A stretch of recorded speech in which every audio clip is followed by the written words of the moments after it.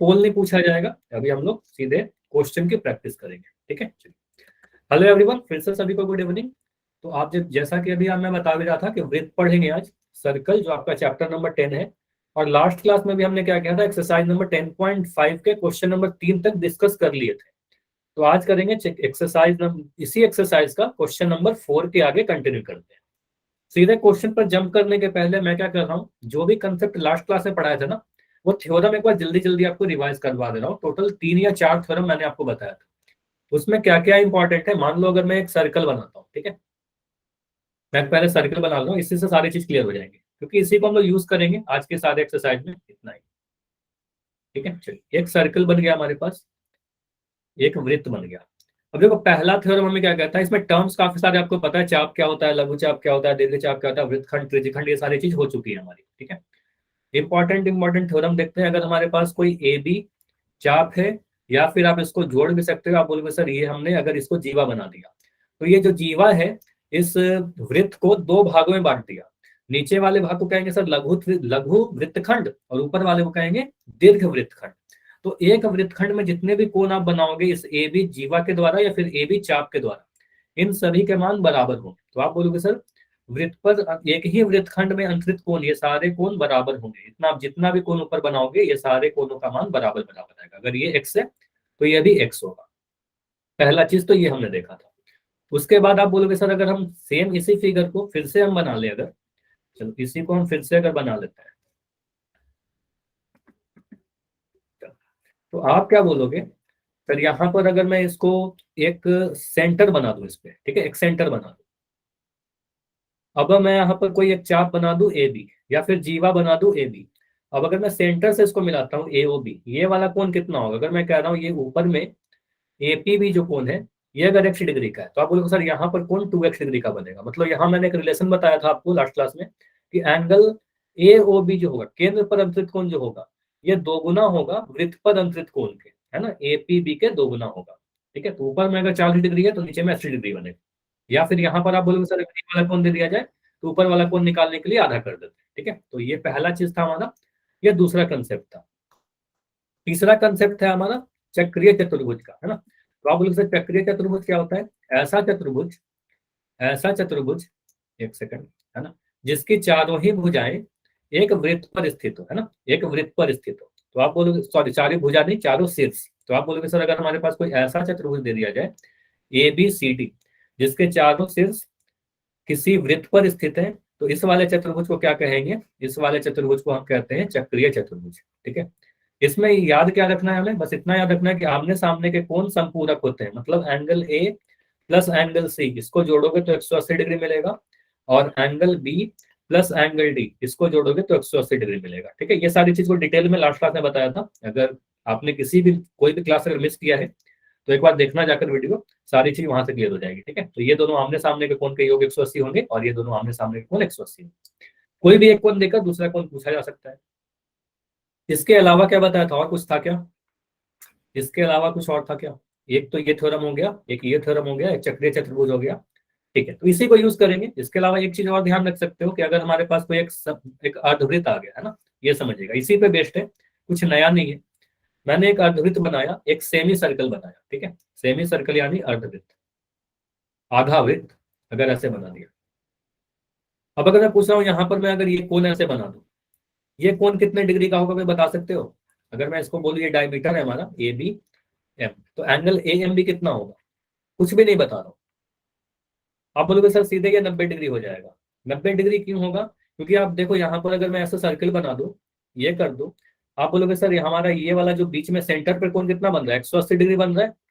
तो ऊपर में ये कोण कितना बनेगा, आधा बनेगा 180 का, तो आधा बनेगा तो ये 90 डिग्री बन जाएगा, ठीक है। तो याद रखिएगा अर्धवृत्त में जो कोण बनता है ना, हमेशा 90 डिग्री का ही बनता है। अगर मैं अर्धवृत्त ऐसे बना दूं तो यहाँ पर आप जितने भी कोण बनाते रहोगे, भले ही आपको 90 डिग्री ना दिखे, है ना, आप बोलोगे सर यह भी क्या है 90 डिग्री है, यह भी क्या है 90 डिग्री है। लेकिन कंडीशन क्या होना चाहिए कि जो ए बी है हमारा, यह व्यास होना चाहिए, है ना, व्यास होना चाहिए। और अगर व्यास हो गया तो ये फिर अर्धवृत्त हो गया, ठीक है।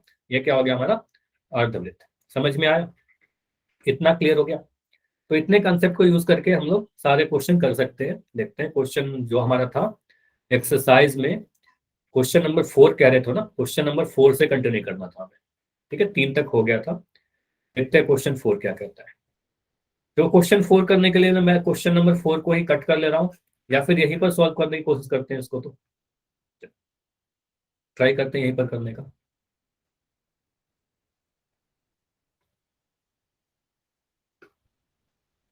ठीक है, अभी पूरा क्वेश्चन दिख रहा है। अच्छा, बुक अपने पास रखना। क्वेश्चन हो सकता है स्क्रीन पर छोटे दिखे, बुक में देख लेना। अगर हिंदी मीडियम के, इंग्लिश मीडियम के बच्चे हो तो इंग्लिश में बुक रखना, हिंदी मीडियम के बच्चे हो हिंदी का रखना। देखो क्वेश्चन बोल रहा है कि एंगल ए बी सी का मान 69 डिग्री, फिगर दे दिया जाएगा। देखो जहां भी लिख दिया ना आकृति में, तो जब भी ऐसा लिखा आएगा मतलब फिगर आपको दिया जाएगा, फिगर दिया रहेगा।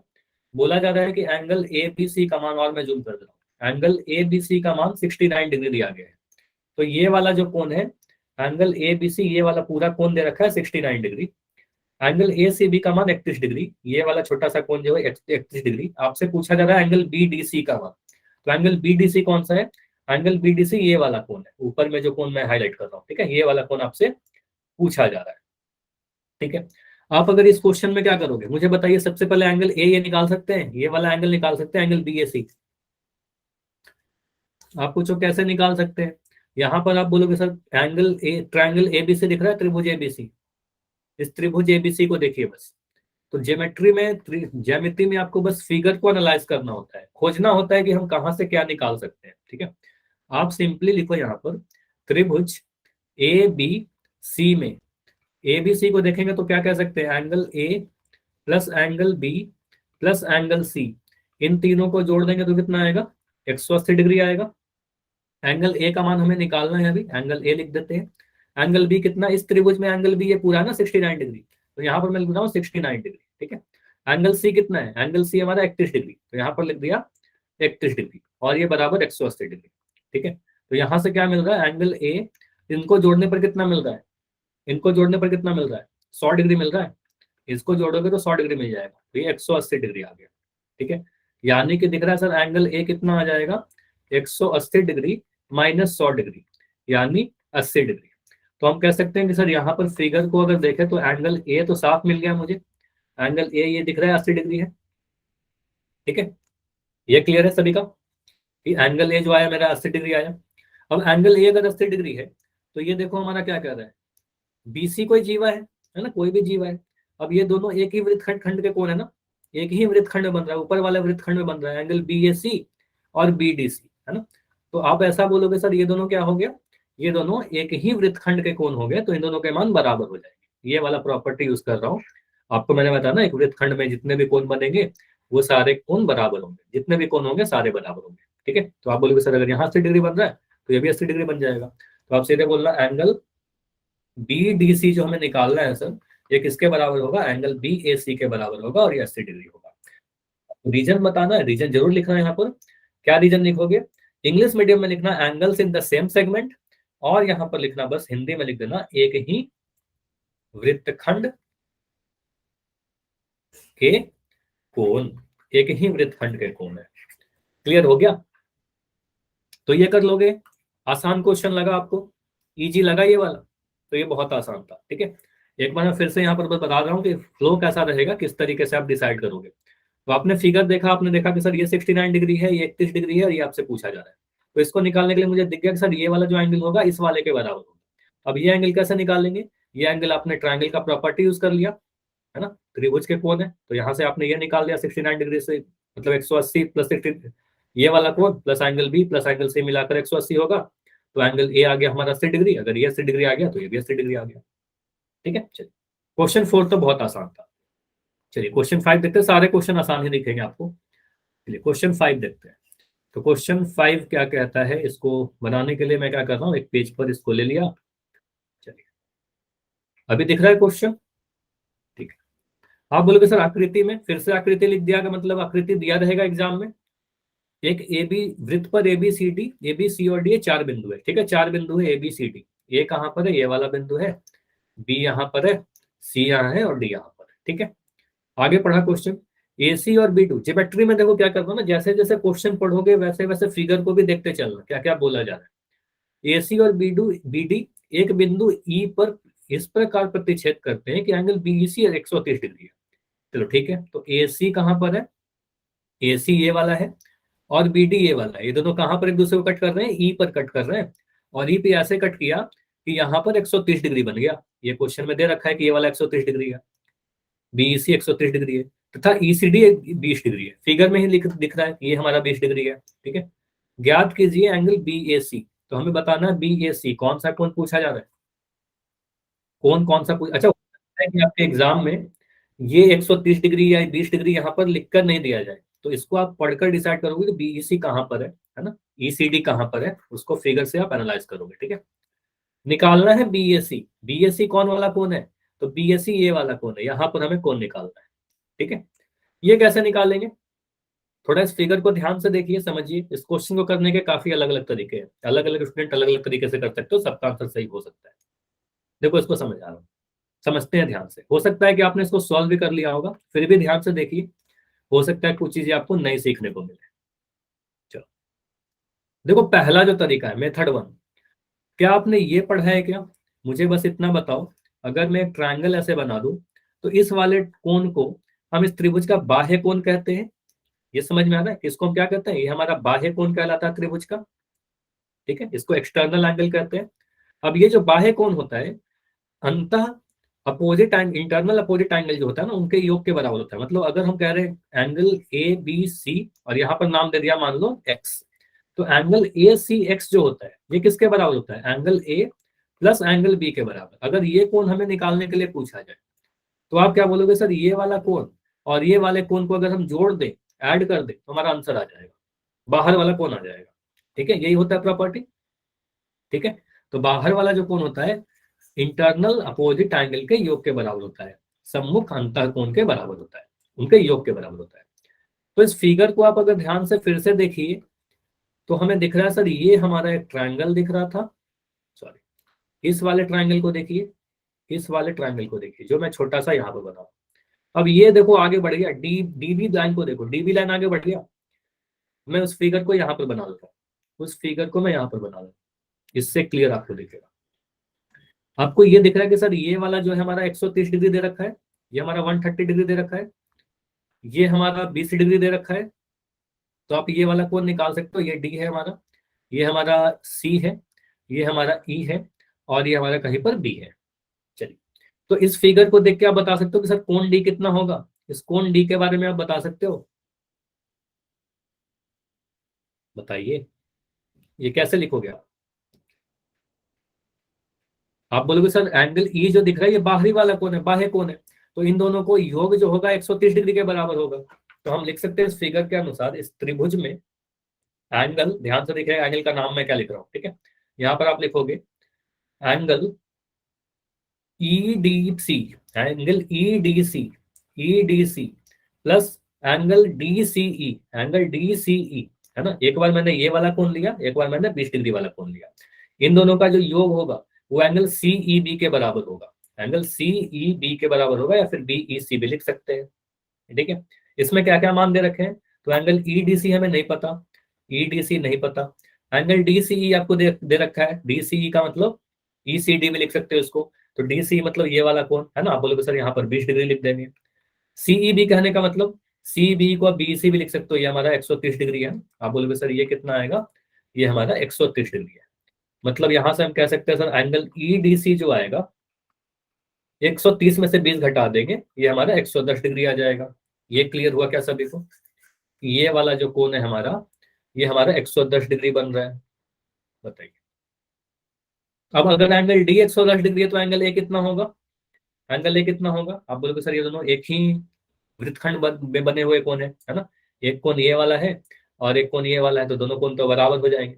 तो हमें बस ये वाला कोण निकालने के लिए सोचना था कि ये वाला कोण कैसे निकलेगा। अब अगर ये निकल गया तो ये भी निकल गया, है ना। तो इसके बाद आप बोलोगे सर उतना लिखने के बाद आप बस इतना लिख देना, एंगल BAC जो हमें ज्ञात करना है वो बराबर हो जाएगा एंगल EDC के। अच्छा EDC, हाँ EDC भी लिख सकते हो, है ना, EDC के। और एंगल BAC जो होगा, EDC कौन सा है, एंगल EDC को ही आप BDC भी लिख सकते हो, एंगल BDC भी लिख सकते हैं। देखो कैसे, इस फिगर को देखिए, आप EDC कौन सा कौन बोल रहे हो, यही वाला कौन बोल रहे हो ना EDC, और BDC भी तो यही वाला कौन है, तो उसका नाम BDC भी लिख सकते हैं। तो यानी एंगल BAC का मान कितना आ गया, BAC का जो मान आ गया BDC के बराबर और BDC EDC के बराबर है, तो 110 डिग्री आ गया। मेरा आंसर आ गया 110 डिग्री। रीजन लिख देना, एक ही वृत्तखंड के बने कोण है, एक ही वृत्तखंड के बने कोण है, या एक ही वृत्तखंड के कोण है, angles in the same segment. समझ में आ गया? ये समझ में आ गया? चलो इसको एक और तरीका से कर लेते हैं, ये मिटा दूं, ये मिटा दूं, चलो ये मिटा रहा हूं। इसको देखो ऐसे भी कर सकते हो, अगर आपने एग्जाम में स्कूल में ऐसे किया हो या फिर कोई बच्चा ऐसे किया हो तो वो भी सही है। मैं दूसरे तरीके से बता दूं, सिंपली समझिएगा। आप बोल दो सर ये अगर 20 डिग्री है तो ये वाला कौन, थोड़ा हट जूम कर देना इसको, और जूम कर दो, अभी क्लियर दिखेगा। देखो अगर ये 20 डिग्री है ये वाला कोण, तो मुझे बताओगे ये वाला कोण कितना होगा? एंगल ABD का मान बताओगे? ये बताओ एंगल ABD का मान। आप बोलोगे सर ये दोनों तो एक ही वृत्तखंड में बने कोण है ना, यहां से देखिए, एक ABD है और एक हमारा ACD है, तो ये दोनों एक ही वृत्तखंड में बने कोण है। आप ऐसे मिला भी सकते हो तो आपको दिख जाएगा एक ही वृत्तखंड में बने कोण है ABD, और फिर से मैं हाईलाइट करके दिखा रहा हूँ, एक हमारा ABD है और एक हमारा ACD है, दोनों ही एक ही वृत्तखंड में बने कोण है। तो आप बोलोगे सर ये दोनों 20-20 डिग्री के हो जाएंगे, तो आप बोलोगे सर एंगल ABD किसके बराबर हो जाएगा? ये हमारा एंगल ACD के बराबर हो जाएगा, और ACD जो है वही ECD है ना, और ये मान आपको दे रखा है कि ABD जो आएगा वो हमारा 20 डिग्री आ जाएगा। तो ये हमने बोल दिया सर ये हमारा 20 डिग्री आ जाएगा। ठीक है, अब ये वाला कोण आप बता सकते हो यहाँ पर। आप मुझे बताइए अगर मैं ऐसे लाइन बना दूं, ये वाला मैं कहता हूँ 130 डिग्री है, तो ये कोण बता सकते हो कितना होगा? रैखिक युग्म के कोण आप याद करिए, ये पूरा जो कोण होता है एक लाइन पर, सीधी लाइन पर, ये 180 डिग्री होता है, ये पूरा 180 डिग्री होता है। तो यहाँ पर अगर मैं ऐसे बना, आपको रिवीजन में पहले बताया भी था शायद, है ना, तो आप बोलते सर इन दोनों कोणों को योग करेंगे तो 180 मिलेगा। अगर ये 130 डिग्री है तो ये हमारा 50 डिग्री हो जाएगा, है ना। तो हम लिख सकते हैं सर ये वाला जो कोण आएगा हमारा वो 50 डिग्री होगा। कैसे, मैं लिख दे रहा हूँ यहाँ पर लिख सकते हैं एंगल AEB, है ना, AEB को देखिए, प्लस ये वाला कोण को मैं बात कर रहा हूँ और ये वाला कोण की बात कर रहा हूँ, ये दोनों मिलकर पूरा 180 डिग्री बन जा रहा है। हम बोलोगे sir angle AEB plus angle BEC, है ना, एंगल BEC, तो इन दोनों का योग 180 डिग्री आएगा, जिसमें एंगल BEC आप बोलोगे सर 130 डिग्री दे रखा है, तो एंगल AEB कितना आ जाएगा? 180 में से 130 घटाओगे और ये मिल जाएगा आपका 50 डिग्री। तो एंगल AEB निकाल लिया आपने 50 डिग्री, तो आप बोलते सर हमने ये भी निकाल दिया। यहाँ पर दो चीज में पता चल गया कि सर ये हमारा 20 डिग्री आ गया और ये वाला हमारा 50 डिग्री आ गया। अब एक त्रिभुज आपको दिख रहा होगा, है ना, एक त्रिभुज आपको दिख रहा है, चलो इसको मैं थोड़ा सा भी छोटा कर दे रहा हूँ। ठीक है, अब आपको यहाँ पर एक त्रिभुज मैं दिखाऊं, ये वाला त्रिभुज की मैं बात कर रहा हूँ, बस इतना त्रिभुज को देखो, और इस त्रिभुज को मैं यहाँ पर भी बना दे रहा हूँ। अब इस त्रिभुज में आपको दो कोण पता चल गए हैं, ये वाला कोण आपको पता चल गया कि सर ये 20 डिग्री है, ये वाला कोण आपको पता सर ये 50 डिग्री है। तो हमें पता ना त्रिभुज के, इसका नाम दे दो AEB, है ना। तो हम बोल सकते हैं सर यहाँ पर लिख सकते हैं angle A plus angle E plus angle B, इन तीनों को जोड़ने पर 180 डिग्री मिलेगा। एंगल A का मान हमें नहीं पता, यही पूछा जा रहा है। एंगल E का मान, एंगल E का मान दिया गया है क्या? एंगल E का मान देखो फिगर में दिख रहा है 50 डिग्री। एंगल B हमने निकाला था ये 20 डिग्री, है ना, तो यहाँ से आ गया 180 डिग्री। यहाँ से हम कह सकते हैं एंगल A का मान कितना है? एंगल A प्लस 70 डिग्री बराबर 180 डिग्री, है ना, थोड़ा मैं ऊपर कर दे रहा हूँ। अब यहाँ से हम लिख सकते हैं एंगल A कितना आ जाएगा? 110 डिग्री, और यही पूछा जा रहा था। क्लियर हो गया? और एंगल A ही हमारा BAC था, BAC पूछ रहा था ना, तो ये आ गया हमारा 110 डिग्री। क्लियर हो गया? तो ऐसे क्वेश्चन कर लोगे। मेथड वन देखो, ये इसमें आसान और कठिन की बात नहीं है, जिसको जैसे भी एग्जाम में दिमाग में आ जाए दोनों तरीके से कर देना, दोनों सही होगा। ठीक है, जैसे भी आप कर दो दोनों सही होगा। ठीक है, चलिए आगे बढ़े, आगे बढ़े, चलिए आगे बढ़ते हैं अगले क्वेश्चन की तरफ। तो क्वेश्चन नंबर 5 हो गया हमारा। क्वेश्चन नंबर 6 देखते हैं कि क्वेश्चन 6 क्या कहता है। क्वेश्चन नंबर 6 को मैं फिर से ले रहा हूं यहाँ पर, और इसको थोड़ा जूम कर देता हूँ। हो सकता है स्क्रीन पर आपको पूरी क्वेश्चन नहीं दिखे, तो क्वेश्चन तो आप अपने बुक में देख लेना, और इंग्लिश मीडियम के बच्चे हो तो इंग्लिश में देख लेना, इसको इंग्लिश में बुक रखना हमेशा पास में क्लास के दौरान। बोला गया है ABCD क्या है? चक्रीय चतुर्भुज है। ज्योमेट्री में जैसे जैसे आप क्वेश्चन को पढ़ते हो उसके लाइन को ना आप क्या करो, उसको बनाते जाना। तो आप बोलते सर ABCD क्या है? चक्रीय चतुर्भुज है जिसके विकर्ण एक बिंदु E पर प्रतिच्छेद करते हैं। पहला लाइन कंप्लीट हो गया। तो मैं क्या कर रहा हूँ, एक चक्रीय चतुर्भुज बना ले रहा हूँ। अब चक्रीय चतुर्भुज बनाने के लिए हमें ट्रायंगल चाहिए, सॉरी एक सर्कल चाहिए। तो सर्कल बना लेते हैं, है ना, एक सर्कल बना लेते हैं।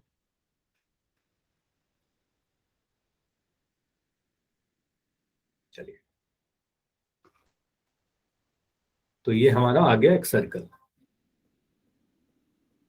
अब यहां पर आप क्या बोलोगे, ए बी सी डी एक चक्रीय चतुर्भुज है, बना लो एक चक्रीय चतुर्भुज। चक्रीय चतुर्भुज क्या होगा, साइक्लिक क्वाड्रेटल, जिसके चारों ही शीर्ष जो होंगे, चारों वर्टेक्स जो होंगे, वो हमारा एक सर्कल पर लाई करेगा। ठीक है, तो ये मैंने इस तरीके से बना दिया। इसका नाम कैसे भी आप दे दो, एबीसीडी कहीं पर भी लिख सकते हो। मान लो मैंने नाम दे दिया इसको ए बी सी डी। ठीक है, एबीसीडी चक्रीय चतुर्भुज है। इसका जो विकर्ण है बिंदु ई पर प्रतिच्छेद कर रहा है, तो इसका विकर्ण बना दोगे। विकर्ण क्या होता है, विकर्ण को डिफाइन कर सकते हो, विकर्ण एनीवन। मुझे बताइए, अगर मैं एक चतुर्भुज बना दूं ए बी सी डी, तो मुझे बताइए क्या बीसी हमारा विकर्ण होगा, यस या नो? बताओगे, चैट में लिख के बताइए। एबीसीडी में बीसी विकर्ण होगा, नहीं होगा? तो विकर्ण क्या होगा, विकर्ण का नाम बताओगे आप लोग? अच्छा, नाम लिख के बताओ। अगर ये नहीं होगा तो इसका नाम बताइए, विकर्ण कौन सा होगा यहाँ पर, डायगोनल क्या होगा, इस चतुर्भुज का डायगोनल क्या होगा, बीडी। Very good. आप बोलोगे सर बीडी विकर्ण होगा और फिर एसी विकर्ण होगा, मतलब आमने सामने के शीर्ष को मिला देते हैं ना, तो वो हमारा विकर्ण बनता है, मतलब सम्मुख शीर्षों को जोड़ने वाली रेखाखंड। ठीक है, चलिए, तो आप बोलोगे सर बीसी हमारा एक, एसी हमारा एक विकर्ण हुआ, और एक विकर्ण और बना देते हैं बीडी। तो इन दोनों, ये दोनों विकर्ण जो है कहां पर प्रतिच्छेद कर रहे हैं, बिंदु ई पर। क्वेश्चन में दिया गया है ये चीज कि बिंदु ई पर काट रहा है दोनों को। ठीक है, चलो आगे बढ़िए। एंगल डीबीसी का मान 70 डिग्री है। कौन डीबीसी कहां पर है, खोजिए इस फिगर में डीबीसी। यानी डी मुझे यहां दिखा, बी यहां पर दिख रहा है, डीबीसी ये वाला जो कोण है ना, ये हमें दे रखा है कि सर ये हमारा 70 डिग्री है। ठीक है, 70 डिग्री है, मैंने लिख दिया वहां पर। एंगल बीएससी का मान 30 डिग्री है। बीएससी कहां पर है, बी दिख रहा है मुझे यहाँ पर, ए यहाँ पर है, सी उधर है, तो बी ए सी ये वाला कोण जो है ये 30 डिग्री है, ये 30 डिग्री है। ठीक है, दो कोण आपको दे दिएगा। यह तो बी सी डी ज्ञात कीजिए, बस इतना ही बोलकर आपसे बोला जा रहा है कि एंगल बी सी डी का मान बताओ। तो बी सी डी कौन सा कोण है, ये वाला कोण है पूरा हमारा। तो ये ट्राई कर सकते हो आप लोग, ये बी सी डी कैसे निकलेगा, एंगल बी सी डी आपसे पूछा जा रहा है। ठीक है, ये कैसे निकाले हम, ये वाला कोण कैसे निकलेगा। चलो वो वाला कोण छोड़ते हैं, मुझे बताओ बस इतना, इस कोण का मान आप बता सकते हो, जो मैं लिख रहा हूं यहाँ पर, angle D A B. D A B का मान कितना होगा, एनी वन? चैट में लिख दो या फिर माइक ऑन करके बताइए। एंगल डी ए बी, पहले सर्च करो फिगर में कहां पर है D A B. D A B कौन सा कोण है, ये वाला कोण है क्या, डी ए बी? बताइए, जो मैंने अभी हरे रंग से हाईलाइट किया है। Yes sir. ठीक है, तो डीएबी कौन सा होगा, ये वाला कोण जो मैंने अभी हरे कलर से बनाया है। अब मुझे बताइए डीएबी का मान कितना होगा, डीएबी का मान कितना होगा, मान वैल्यू, वैल्यू कितना होगा डीएबी का, फिगर को ध्यान से देखिए समझ में आ जाएगा, कोशिश करो थोड़ा, फिगर को एनालाइज करो। Value of DAB, angle DAB का मान नहीं समझ में आ रहा है, चलो अभी आपको दिख जाएगा। मैं यहाँ पर कुछ चीज हाईलाइट करूंगा ना, अभी दिख जाएगा। देखो, एक ये हमें लाइन को देखना है, इस वाले लाइन को देखिए, और एक इस लाइन को देखिए। अब आपको दिख रहा है एक ही वृत्तखंड में बने हुए कौन है, डीसी को अगर हम जीवा मान लें, तो डीसी जीवा पर नीचे में आप देखो एक एंगल ये वाला दिख रहा होगा आपको, है ना, एक एंगल हमें ये दिख रहा है डी बी सी, और एक मुझे कौन दिख रहा है, डीसी पर ही बना हुआ D C D A C, D C A D या डी ए सी।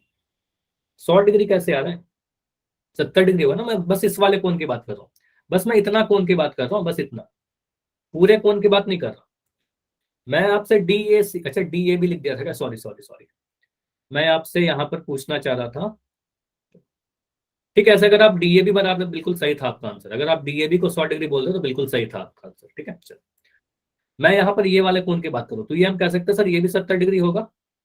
ये समझ में आ रहा है कि 70 डिग्री होगा कैसे, तो मैं लिख दे रहा हूँ कैसे होगा। चलो यहाँ पर आप लिख देना, चित्र से एंगल डीबीसी का जो मान होगा, डीबीसी का जो मान होगा वो एंगल डीबीसी डीएसी के बराबर होगा। डीएसी के रीजन क्या दोगे, मैं अभी नहीं लिख रहा, आपको एग्जाम में लिखना होगा। एक ही, क्योंकि बार बार एक ही चीज आ रहा है तो बार बार मैं नहीं लिख रहा। आप क्या लिखना, एक ही वृत्तखंड के कोण, angles in the same segment. तो यहाँ पर रीजन या कारण जरूर बताओगे, ये आप नहीं बताओगे ना मार्क्स कट सकते हैं, ठीक है। तो डीबीसी डीएससी के बराबर होगा। तो एंगल डीबीसी का मान कितना दे रखा है, ये आप बोलोगे सर डीबीसी का मान तो 70 डिग्री दिया गया है, और देखो यहाँ पर क्वेश्चन में दिया गया था डीबीसी 70 डिग्री, और एंगल डीएसी के बराबर हो गया, ठीक है। अब मुझे बताइए, ये पूरा जो एंगल डीएबी है, ये डीएबी जो कोण है, कौन से दो से मिलकर बना हुआ है? क्या आप कह सकते हो सर ये जो डीएबी है ये डीएसी और सी बी या बी सी ए के से मिलकर बना हुआ है, बी ए सी से मिलकर बना हुआ है? तो डीएबी क्या होगा, हम लिख सकते हैं एंगल डीएबी जो होगा सर, ये पूरा जो कोण होगा वो angle DAC plus angle BAC से मिलकर बना हुआ है। बताइए, ये दिख रहा है? ये जो पूरा कोण है ये 70 डिग्री और 30 डिग्री से मिलकर बना हुआ है। तो आप बोलोगे सर ये हमारा 70 डिग्री है और ये हमारा 30 डिग्री है, यानी हम कह सकते हैं एंगल डी ए बी जो हमने सॉल्व किया ये हमारा 100 डिग्री आ गया। ये क्लियर है? ये 100 डिग्री आ गया, यहाँ तक क्लियर है? ओके, ठीक है। तो डी ए बी हमने निकाल लिया, ये सर पूरा हमारा 100 डिग्री होगा। अब आपको दिख रहा है कि सर एबीसीडी कैसा है, चतुर्भुज है, साइक्लिक क्वाड्रिलेटरल है, चक्रीय चतुर्भुज है। तो हम कहेंगे यहाँ पर चक्रीय चतुर्भुज एबीसीडी में, एबीसीडी में इन साइक्लिक क्वाड्रिलेटरल एबीसीडी हम कह सकते हैं एंगल बी ए डी या D A B plus angle B C D, है ना, बी सी डी, इन दोनों का योग कितना होगा आप बता सकते हो? ये सम्मुख कोण दिख रहे हैं आपको, ये वाला कोण और ये वाला कोण चक्रीय चतुर्भुज के आमने सामने के कोण है ना, तो इन दोनों को जोड़ेंगे तो 180 डिग्री आएगा, इनका योग 180 होगा क्योंकि ये समपूरक होते हैं।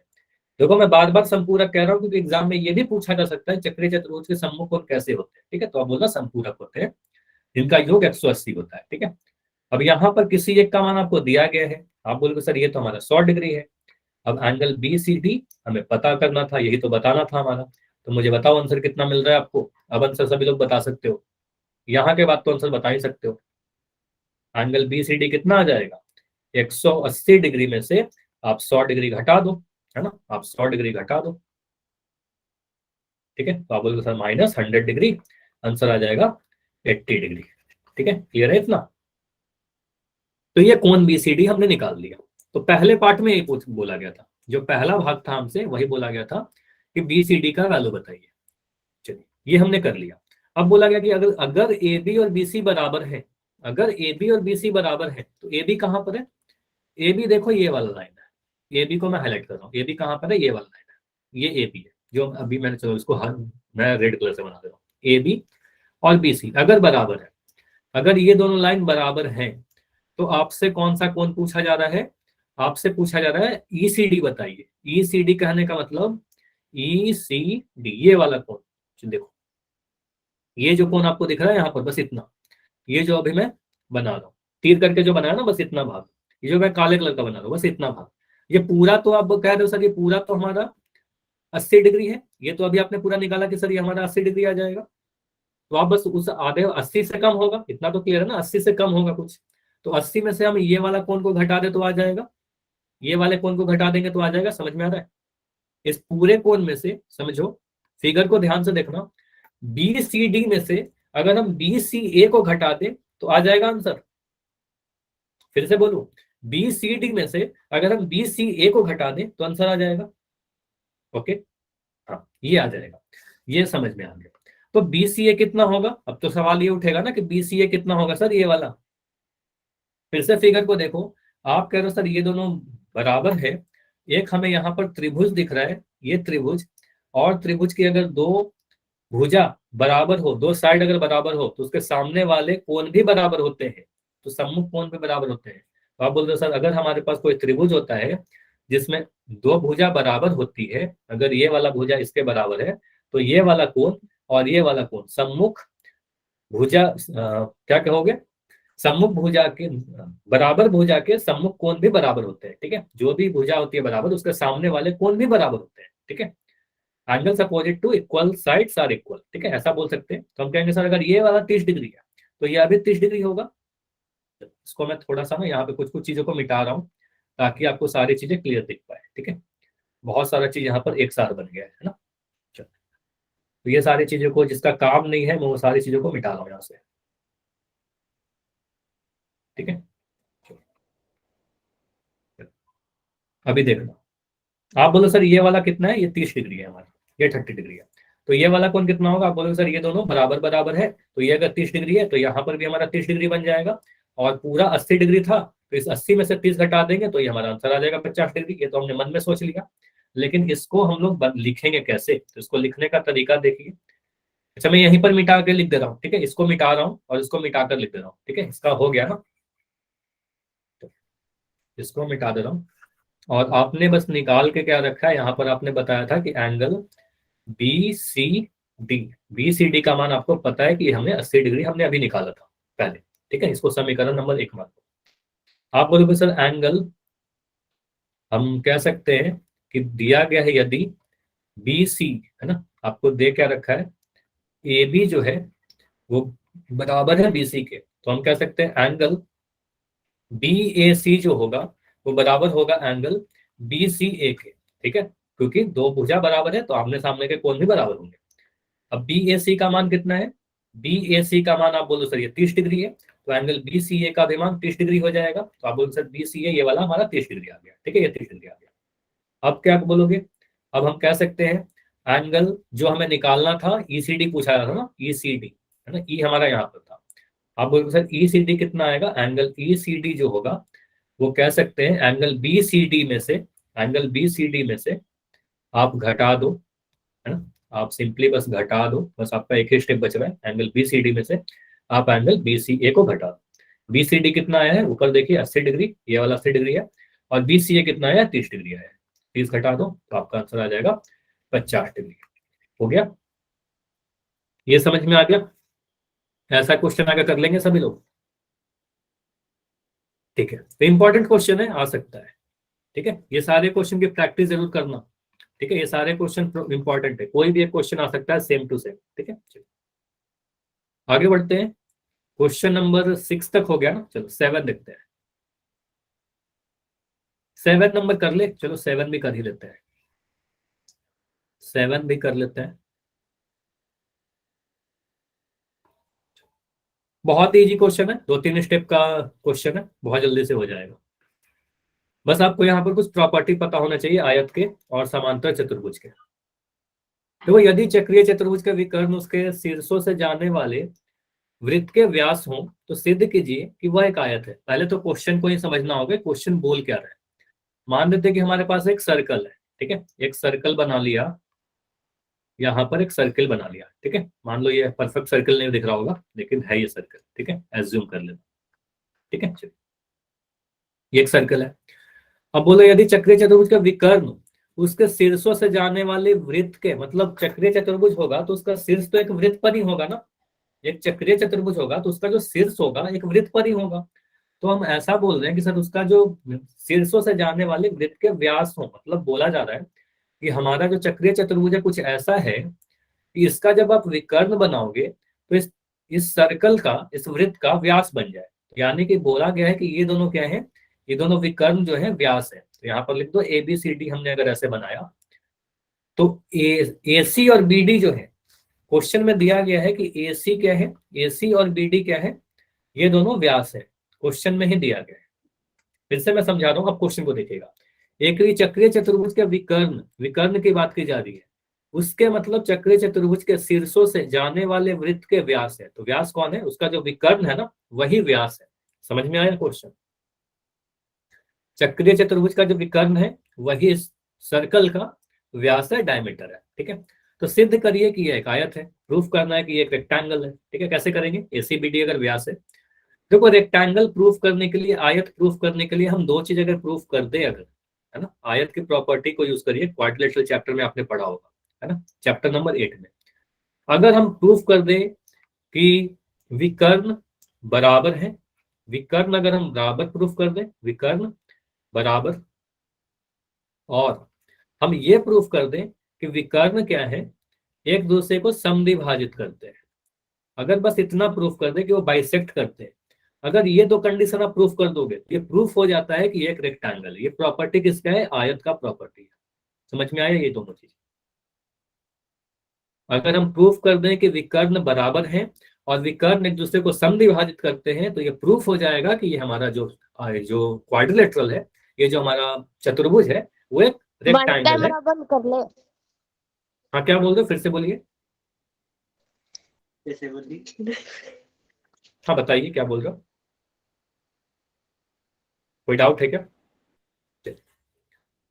ठीक है, बस दो चीजें हमें प्रूफ करना है कि विकर्ण बराबर है और विकर्ण समद्विभाजित करते हैं, बस इतना ही करना है। तो यहाँ पर मुझे साफ दिख रहा है ना सर, एसी, ये विकर्ण जो एसी और बीडी तो साफ बराबर ही दिख रहा है ना, क्योंकि ये दोनों क्या है, आप सीधे फिगर से आप बोलोगे सर कि सर। एसी जो होगा। हाँ बताइए। सर इसका कैमरा खुला है, इस दीदी का। किसी का कैमरा? अच्छा, कार्तिक के नाम से जो बच्चे, प्लीज आप कैमरा बंद करोगे?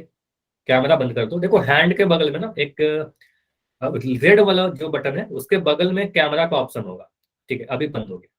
ठीक है, चलिए, बस इसलिए बोला जाता है क्योंकि बाकी बच्चे में डिस्टर्बेंस होती है ना। चलो, एसी और बीडी क्या होगा? एसी और बीडी बराबर होगा। रीजन बताओगे? ज्योमेट्री में कारण लिखना बहुत जरूरी होता है। क्या लिखेंगे कारण में? यहाँ पर एक ही वृत्त के व्यास, डायमीटर ऑफ सेम सर्कल, तो आप लिखना एक ही वृत्त के व्यास हैं। एक ही वृत्त के व्यास हैं। वृत्त का जो व्यास होता है क्या होता है? किसी भी वृत्त का जितना भी व्यास होगा, सारे व्यास बराबर होंगे ना।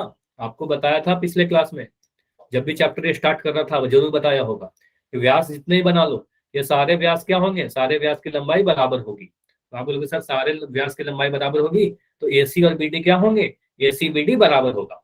तो पहला चीज तो हमने प्रूफ कर दिया कि इसका जो विकर्ण है वो बराबर है। ठीक है, उसके बाद मुझे बताओ, आप कह रहे हो सर ये हमारा अगर, ये क्या है हमारा, अगर विकर्ण है, सॉरी ये व्यास भी है, तो ये हमारा सेंटर हो जाएगा। तो हम इसको अगर हम नाम दे दे ओ, तो हम कह सकते हैं सर ओ ए किसके बराबर होगा? ओसी के बराबर होगा, और ये ओडी के बराबर होगा, और ये ओबी के बराबर होगा। चारों ही आपस में बराबर हो जाएंगे। रीजन आप बता सकते हो क्यों? क्योंकि एक ही त्रिभुज, एक ही सर्कल के त्रिज्या है ना। आप बोलोगे सर त्रिज्या है ये सारे के सारे, एक ही वृत्त के त्रिज्या है, रेडियस है सारे। वही भी रेडियस है। रेडियस क्या होता है? सेंटर से सर्कल तक की दूरी रेडियस होता है। तो जितने भी रेडियस होंगे, सारे के रेडियस की लंबाई बराबर होगी, है ना, सारी की लंबाई बराबर होगी। तो आप बोलोगे सर यहाँ पर हमें दिख रहा है ओ ए, ओ सी, ओ डी और ओबी सभी की लंबाई बराबर होगी, सभी के सभी त्रिज्या है। ठीक है, तो हम यहाँ से ये लिख सकते हैं कि ओ ए जो है वो ओ सी के बराबर है। देखो ये वाले को मैंने ये दोनों को बराबर कर दिया, ओ ए ओ सी के बराबर है। साथ ही के साथ हम ये भी कह सकते हैं सर ओडी जो होगा वो ओबी के बराबर है। ओडी जो होगा वो ओबी के बराबर है। ये दोनों को मैंने ले लिया, तो इस वाले को आप इक्वेशन नंबर 2 बोल दो। ठीक है, अब समीकरण 1 और 2 को अगर हम देखें, इन दोनों को कंबाइन करके मुझे क्या दिख रहा है कि सर हमारा विकर्ण बराबर भी दिख गया। एसी और बीडी क्या था? विकर्ण बराबर था। और समद्विभाजित भी दिख गया कि बराबर बराबर हिस्से में बांट रहा है, वो ए ओसी के बराबर है और ओडी ओबी के बराबर है। तो इन दोनों को ही यूज करके हम कह सकते हैं सर इक्वेशन 1 और 2 से, है ना, बस इन दोनों को आप देखकर लिख देना कि सर एबीसीडी जो होगा, ये प्रूफ होता है कि एबीसीडी क्या है? एक आयत है, एक रेक्टेंगल है। समझ में आया? इंग्लिश मीडियम के बच्चे तो लिख देना ABCD is a rectangle. Clear हुआ ये चीज? अगर कोई भी डाउट है तो बताइए। क्वेश्चन आ सकता है, ऐसा नहीं कि नहीं आएगा, बिल्कुल आ सकता है। हालांकि आसान क्वेश्चन है, आसान क्वेश्चन है, लेकिन बिल्कुल आ सकता है। ठीक है, चलिए और देखते हैं अगला क्वेश्चन। इसके आगे और सा क्या क्या हमें देखना चाहिए, कौन सा क्वेश्चन और करना चाहिए। चलो अभी क्लास शुरू करने के पहले क्वेश्चन के मैं डिस्कस कर रहा था, क्वेश्चन नंबर 9, जो काफी कठिन सा लगता है ये वाला क्वेश्चन। ठीक है, देखो इस क्वेश्चन को आप लैंग्वेज एक बार पढ़ लो, क्वेश्चन की लैंग्वेज पढ़ लो। छोटा मैं थोड़ा कर दे रहा हूँ, फिर इसको डिस्कस करेंगे जूम करके। क्वेश्चन 9 देखिए। ठीक है, देखो यहाँ पर क्या बोल रहा है। हो सकता है ये क्वेश्चन जब देखते हो ना तो काफी कठिन सा लगता है कि इसमें क्या क्या, फिगर तो बड़ा कठिन सा लग रहा है ना, काफी कॉम्प्लेक्स कर दिया। तो ये क्या है यहाँ पर? देखो बोला गया है, लैंग्वेज को पढ़िए, दो वृत्त दो बिंदु बी और सी पर प्रतिच्छेद करते हैं। मतलब बोला गया सर दो सर्कल है, और ये दोनों सर्कल क्या है? कोई दो बिंदु पर काट रहे हैं। मतलब एक बिंदु बी हो गया और एक बिंदु सी हो गया। ठीक है, दो बिंदु पर कट रहे हैं। ठीक है, बी से जाने वाले दो रेखाखंड एबीडी और पीबीक्यू वृत्तों को एडी और पीक्यू पर क्रमशः प्रतिच्छेद करते हैं। तो ये क्वेश्चन को आप अगर इतना डिटेल में आप करोगे तो फिगर बना सकते हो, लेकिन ये फिगर हमेशा आपको एग्जाम में दिया रहेगा। चलो मैं यहाँ पे समझा रहा हूँ कि आप बोला क्या गया। बी से जाने वाले दो रेखाखंड एबीडी और पीबीक्यू, मतलब बी से दो रेखाखंड जा रहा है। एक ज्यादा है ए बी डी, कुछ ऐसे ज्यादा है ए बी डी, ठीक है, यहाँ पर लिख दिया ए, बी तो था ही और डी, और एक और है पी बी क्यू, एक लाइन बना दिया पी बी क्यू, तो पी यहाँ पर लिखा, क्यू यहाँ पर लिखा, इतना तक क्लियर हुआ, पी बी क्यू बन गया, ठीक है। सिद्ध कीजिए कि एंगल एसीपी जो होगा वो क्यूसीडी के बराबर होगा। तो एसीपी कौन सा एंगल है, तो ए से सी को मिलाया, सी से पी को मिलाया, तो एसीपी ये वाला एंगल है, और क्यूसीडी कौन सा एंगल है, क्यूसीडी, क्यूसीडी ये वाला एंगल है, इसको मिला दिया तो ये वाला एंगल। मतलब इस फिगर को आप ध्यान से देखोगे, इस फिगर को मैं थोड़ा जूम कर दे रहा हूँ, चलो इसमें काफी चीजें आपको क्लियर हो जाएगी। अभी आप स्क्रीन पर सिर्फ आपको फिगर ही दिख रहा होगा, सिर्फ फिगर ही दिख रहा होगा, देखो इस फिगर से ही मैं समझा दूंगा सारी चीजें। आपको प्रूफ क्या करना था, आपको बस ये प्रूफ करना है कि ये वाला जो कोण है ये वाले कोण के बराबर है, ये दोनों कोण जो एंगल है ये दोनों एंगल बराबर है। ये कैसे प्रूफ होगा समझो, देखो यहाँ पर ना मैं कुछ कोणों के नाम दे दे रहा हूँ, कुछ कोण के नाम दे रहा हूँ। इस वाले कोण को मैं कह रहा हूँ कोण एक, ठीक है, इस वाले को मैं कह रहा हूँ कोण दो, इस वाले को मैं कह रहा हूँ कोण तीन, ठीक है, और इस वाले को मैं कह रहा हूँ कोण चार, ठीक है। ये नाम दिख रहे हैं आपको, एक दो तीन चार, ठीक है। अब मुझे बताइए, सिंपली मैं पहले वाले में दूसरे वाले सर्कल को तो देख ही नहीं रहा, सिर्फ और सिर्फ आप पहले वाले सर्कल को देखिए, मैं जितना बोल रहा हूँ बस उस वाले भाग को देखिए, बस इस सर्कल को देखिए जो मैं अभी हाईलाइट करके दिखा रहा हूँ, ठीक है, इस सर्कल को आपको देखना है, ठीक है। ये मोस्ट इजी क्वेश्चन है, बहुत ही आसान क्वेश्चन है, आ सकता है एग्जाम में। अब यहाँ पर देखिए, अगर मैं इसको ज्वाइन कर दूं, ज्वाइन करने की ऐसे जरूरत है नहीं, ठीक है, लेकिन ज्वाइन करने पर दिख जाता है कि एक ही वृत्तखंड के कोण है, इसलिए बस ज्वाइन करके दिखा रहा हूँ, ठीक है। नहीं भी करोगे तो भी कोई दिक्कत है नहीं इसमें। तो क्या आपको ये दिख रहा है कि सर ये वाला जो कोण है, ये जो कोण है पी बी ए, और ये जो कोण है पी सी ए, ये दोनों बराबर होंगे, बस इतना बताइए, यस और नो। ये दोनों कोण बराबर दिख रहे हैं क्या, कोण एक और कोण दो, यस और नो।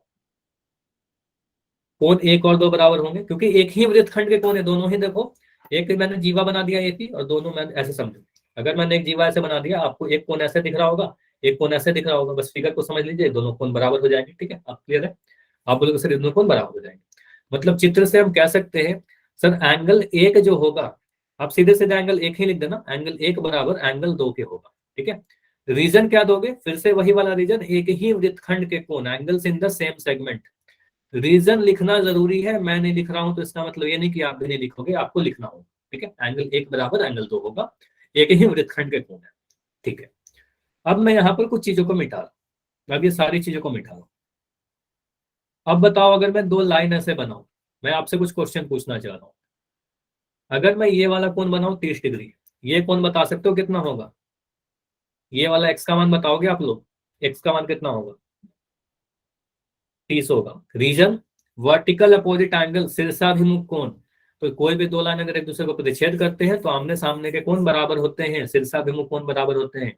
तो आपको बोला गया था कि बी से दो लाइन क्रॉस कर रहा है एक, आपको इसीलिए लैंग्वेज में बोला गया था कि बी बिंदु से दो लाइन जा रहा है, एक पी बी क्यू और एक ए बी डी, तो ये दोनों तो स्ट्रेट लाइन है, एक दोनों काट रहे हैं, इसका मतलब ये वाला जो कोण होगा, ये वाला जो कोण होगा और ये वाला कोण, ये दोनों कैसे होंगे, बराबर होंगे। इसको मैंने नाम दिया था कोण दो, और इसको मैंने नाम दिया था कोण तीन, और इसको मैंने बोला था कोण एक है, और ये वाला कोण चार। तो यानी कि अब आप लिख सकते हो सीधे कि सर कोण दो जो है, हमें ये दिख रहा है सर कोण दो जो है वो कोण तीन के बराबर है। रीजन में क्या लिखोगे, यहाँ पर आप, मैं लिख दे रहा हूँ शीर्षाभिमुख कोण, ठीक है, शीर्षाभिमुख कोण, ठीक है। अगर इंग्लिश मीडियम के बच्चे हो ना, बस भी ओ ए लिख देना, वर्टिकल अपोजिट एंगल, ठीक है, दोनों ही नहीं लिखना, या तो हिंदी में लिखना है इंग्लिश में लिखना, ठीक है। तो आप लिख दोगे सर वर्टिकल अपोजिट एंगल, कोण दो आ गया कोण तीन के बराबर। अब मैं यहाँ पर फिर से सारी चीजों को मिटा रहा हूँ, इन सारी चीजों को मिटा रहा हूँ, जो हमें देखना है बस उस चीजों को देखिए, ठीक है। अब मुझे बताइए कोण तीन और कोण चार में कोई रिलेशन दिखता है आपको, कोण तीन और कोण चार में बताइए। कोण तीन देखो ये वाला है, इस सर्किल को देखिए, पहले तो आप इस सर्किल को मैं हाईलाइट कर दे रहा हूँ, इस छोटे वाले सर्किल को देखिए, अब बड़े सर्किल को नहीं देखना है, अब बस इस छोटे सर्किल को देखो। इस छोटे सर्किल में मुझे दिख रहा है सर ये क्या है हमारा, एक जीवा दिख रहा है, एक जीवा दिख रहा है डी क्यू, ठीक है। अब डी क्यू पर ही एक कोण ऐसे बन रहा है, चलो मैं इसको थोड़ा हाईलाइट कर दूं। एक हमें ये वाला कोण बनता दिख रहा है और एक ये वाला कोण दिख रहा है, तो हम कह सकते हैं कोण 3 और 4 बराबर होगा। बताइए क्या कोण 3 और कोण 4 बराबर होगा? यस और नो? डाउट हो रहा है? इसको मैं ऐसे बना दूं, डी क्यू ऐसे बना दूं, एक कोण ऐसे दिख रहा है कोण 3 और कोण सॉरी कोण 3 आप ऐसे बना दूं, कोण 3 आपको ऐसा दिख रहा है और कोण 4 ऐसे दिख रहा है। ठीक है, तो 3 और 4 बराबर होंगे, तो आप बोलोगे सर कोण 3 और 4 भी बराबर है। ठीक है, तो हम यहाँ पर सीधे सीधे बोल सकते हैं सर कोण 3 तो 4 के बराबर दिख गया हमें, है ना। तो लिख दीजिए जो दिख रहा है आपको यहाँ पर लिखना होगा, तो कोण 3 बराबर कोण 4। रीजन क्या देखोगे? ऊपर वाला जो रीजन है ना वही वाला लिख दोगे। एक ही वृत्तखंड के कोण, angles in the same segment, तो कोण 3 और 4 भी बराबर दिख गया। चलो इन सभी को मिटाइए और अब आते हैं अपने फाइनल रिजल्ट पर कि क्या क्या हमने यहाँ पर नोट डाउन किया। तो ये हमारा कोण 1 था, ये हमारा कोण 2 था, ये हमारा कोण 3 था और ये हमारा कोण 4 था। देखिए इन तीनों को आप एक समीकरण 1 2 3 मान लेना, इसको समीकरण 1 मानना, 2 मानना, 3 मानना। इन सभी को हम कंबाइन करें तो क्या दिखेगा? कोण 1 किसके बराबर है? कोण 2 के बराबर। कोण 2 किसके बराबर है? कोण 3 के बराबर। कोण 3 किसके बराबर है? कोण 4 के बराबर। तो यानी कि हम लिख सकते हैं ना सर कोण 1 जो होगा वो 4 के बराबर होगा, कोण 1 जो है वो कोण 4 के बराबर है। और कोण 1 का नाम आप लिख दो, आपसे यही प्रूफ करने के लिए बोला गया था कि कोण 1 का नाम क्या है? कोण 1 का नाम है एंगल ए सी पी था, वो ए सी पी था शायद, एक सेकंड, ए सी पी है ना। तो आप बोलोगे सर यहाँ पर हम लिख देंगे एंगल ए सी पी जो है वो किसके बराबर है? कोण 4 का मान लिख दो डी सी, है ना, डी सी। प्रूफ्ड, ये प्रूफ करना था हमें। समझ में आया? अभी पूरा दिख रहा है सॉल्यूशन? बताइए ये क्लियर है? तो बहुत जल्दी से कर सकते हो ये सारे क्वेश्चन, बहुत ही आसान से होते हैं, कुछ भी कठिन नहीं होता है इसमें। ठीक है, चलिए और देखते हैं कि और कौन सा क्वेश्चन इंपॉर्टेंट है जो आपके एग्जाम में बिल्कुल आ सकते हैं। अगला क्वेश्चन पिक करते हैं हम लोग।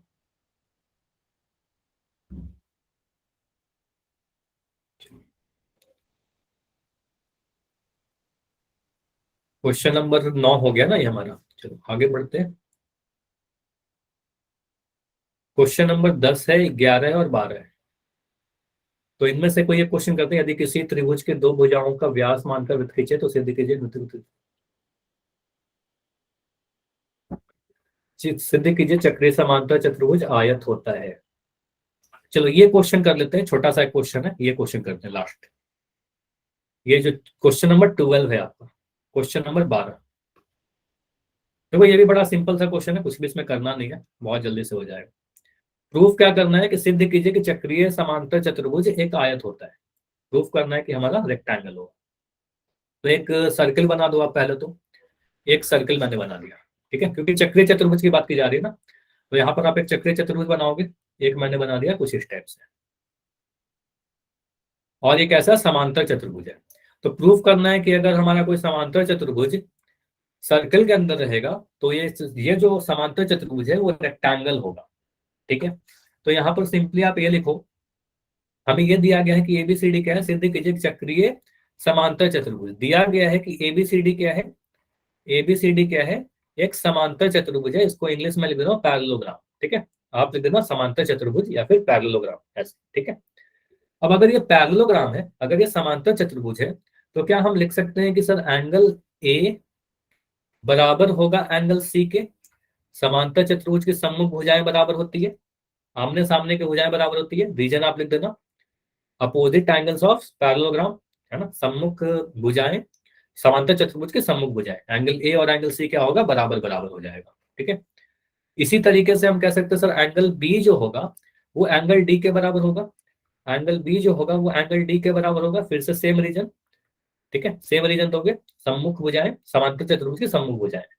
ठीक है, अब यहां पर हम लिख सकते हैं सर, यहां पर हम ये भी कह सकते हैं ना angle A plus angle B plus angle C plus angle D, इसको जोड़ने पर कितना मिलेगा? 360 डिग्री मिलेगा। बताइए, इन सभी को जोड़ेंगे तो 360 डिग्री मिलेगा। अब एंगल ए और एंगल सी तो बराबर है, अच्छा छोड़ो ये मत लिखो, इतना मत लिखो, बस आप इतना लिख दो angle A plus angle C इसका योग बता दो, angle A plus angle C इनका योग बता दो। अच्छा स्क्रीन दिख रही है क्या? स्क्रीन शायद रुक गई है, एक सेकंड रुक जाओगे, एक सेकंड वेट कर लो, मैं बस स्क्रीन को ना स्टॉप करके फिर से प्रेजेंट कर दे रहा हूँ। फिर से स्क्रीन दिखेगा तो बताना। अभी दिख रहा है? हाँ, मुझे बताओ एंगल ए और एंगल सी का योग कितना होगा। यहां पर आप क्या लिखोगे, बस बताओ एंगल ए और सी का योग। देखो आमने सामने के कोण है ना, चक्रीय चतुर्भुज के आमने सामने के कोण, तो आप बोलोगे सर ये 180 डिग्री हो जाएगा। और एंगल ए और सी तो बराबर बराबर है, तो एंगल ए और सी अगर बराबर है तो क्या लिखेंगे, angle A plus angle A लिख दो, दोनों का एंगल ए लिख दो, तो 180 डिग्री हो जाएगा। यानी कह सकते हैं दो एंगल ए का वैल्यू कितना होगा, 180 डिग्री हो जाएगा। तो यानी कि हम यहाँ से बोल सकते हैं कि सर एंगल ए का जो मान आ जाएगा कितना आ जाएगा, एंगल ए का मान 180/2 आ जाएगा, है ना। यानी हम कह सकते हैं 90 डिग्री आ गया। तो हमने प्रूफ कर दिया ना कि एक समांतर चतुर्भुज जिसमें एक कोण भी 90 डिग्री आ जाएगा तो वो समांतर चतुर्भुज हो जाएगा, सॉरी वो रेक्टेंगल हो जाएगा। ठीक है, एक जगह पर भी आप 90 दिखा दो, किसी भी समांतर चतुर्भुज में आप अगर एक जगह पे दिखा दो कि यहाँ पर 90 डिग्री है, तो आप हो जा कह दोगे कि सर ये हमारा आयत है। ठीक है, तो आप बोलोगे सर ये एक ऐसा समांतर चतुर्भुज है जिसमें एक को 90 डिग्री आ गया, इसलिए आप कहेंगे सर एबीसीडी जो आ गया, एबीसीडी इसलिए एक रेक्टेंगल है, एक आयत हो जाएगा। ये पूरा लिखना होगा आपको कि एबीसीडी एक आयत है। ठीक है, तो एक रीजन लिखना है यहाँ पर प्रॉपर कि एबीसीडी एक ऐसा समांतर चतुर्भुज है जिसमें एक कोण 90 डिग्री है, इसलिए यह एक आयत होगा। समझ में आया, इतना क्लियर हुआ सभी को। ठीक है, चलिए अगले क्लास की चीज मैं कुछ बता रहा हूँ जो अगले क्लास में हम लोग पढ़ेंगे। एक प्रॉपर्टी और है, अगर हमारे पास एक सर्किल है, इसको अगले क्लास में डिस्कस करेंगे। अगर मैं एक सेंटर से कोई भी एक जीवा पर एक अगर लंब डाल दूं, परपेंडिकुलर डाल दूं ऐसे, ठीक है, अगर हम कह रहे हैं कि सर ओ ए जो है ये पी क्यू पर लंब है, ओ ए क्या है, डाल रहे हैं पी क्यू पर लंब, तो ये जो पी पी पी क्यू को ना बराबर बराबर इसमें बांट देगा, तो समद्विभाजित कर देता है। हम कहेंगे सर पी ए बराबर ए क्यू हो जाएगा। तो ये प्रॉपर्टी पे बेस्ड अगले क्लास में क्वेश्चन करेंगे। ठीक है, या फिर इसका उल्टा भी कह सकते हो सर, अगर हमारे पास एक जीवा है और हम इस क्या कर रहे हैं, इसका मिड पॉइंट से इसके मध्य बिंदु से अगर मैं केंद्र को ऐसे मिला दूं, ठीक है, तो ये लंब हो जाएगा। ठीक है, अगर मिड पॉइंट से ऐसे मिला दोगे तो ये लंब हो जाएगा। ठीक है, तो इस पे बेस्ट नेक्स्ट क्लास में क्वेश्चन कर लेंगे। ठीक है, चलिए कोई डाउट है आज की क्लास के रिगार्डिंग तो आप बताइए। तो सर्किल में जितना कराया ना इस वाले एक्सरसाइज में, तो इसी में से कुछ आएगा, प्रैक्टिस करिएगा जरूर।